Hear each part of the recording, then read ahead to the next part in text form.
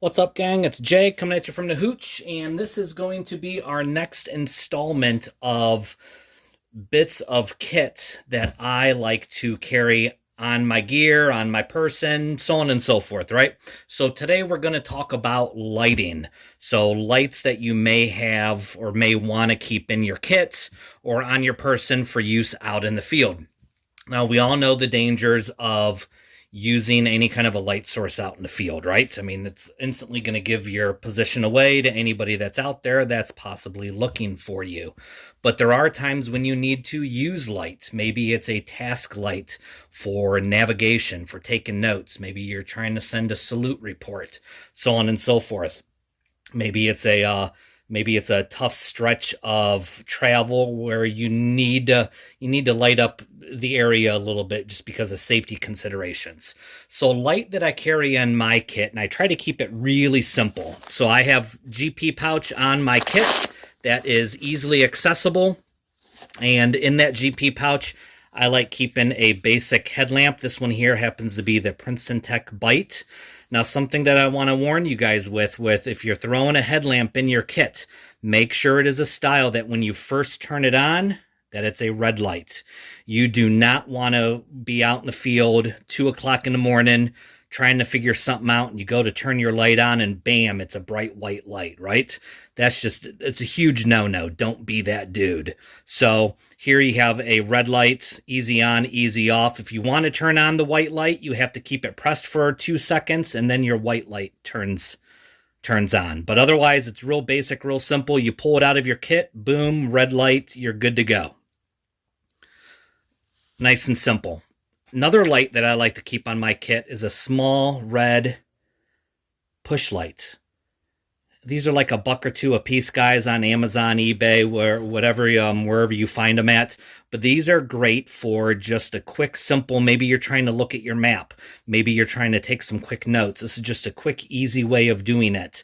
Maybe you drop something on the ground, whatever it may be. This is nice and simple, guys. It does not put off a ton of light, but it's enough for a workstation light, for an admin light. So I like to keep that as well for another light source. For signaling purposes, I like to keep a Chemlight rigged up as a buzzsaw for signaling. So for search and rescue, when you want to be found, this is a great tool to be able to use for that. You can see how a buzzsaw is used up there. And then I like to keep a couple of extra Chemlights there, just great for marking things out in the field. For training scenarios, that's great. If it's nighttime and it is a medical situation, it's a great way to identify or marker where the person is, right? So that's huge. So I like to keep all of those right on my person, right nice and up close. I also like to keep one of these small push lights in one of my BDU pockets on my BDU shirt. It's just once again, just a great safety thing, great for navigating by, great for reading by. That works out really well. But those lights, nice and basic there, guys, and everything stows away in that GP pouch on your kit. Now, the other light source that I like to have on my kit, guys, especially if you're using night vision and wearing a helmet, like from Princeton Tec, their charge light. It's a little helmet mounted or rail mounted task light.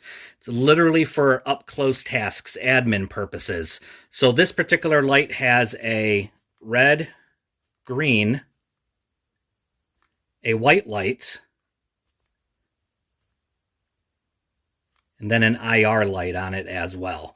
And I can tell you from experience, that little IR light, that little thing is awesome for up close. Like if you're trying to look at something at your feet and you need a little bit more detail, boom, it lights it right up.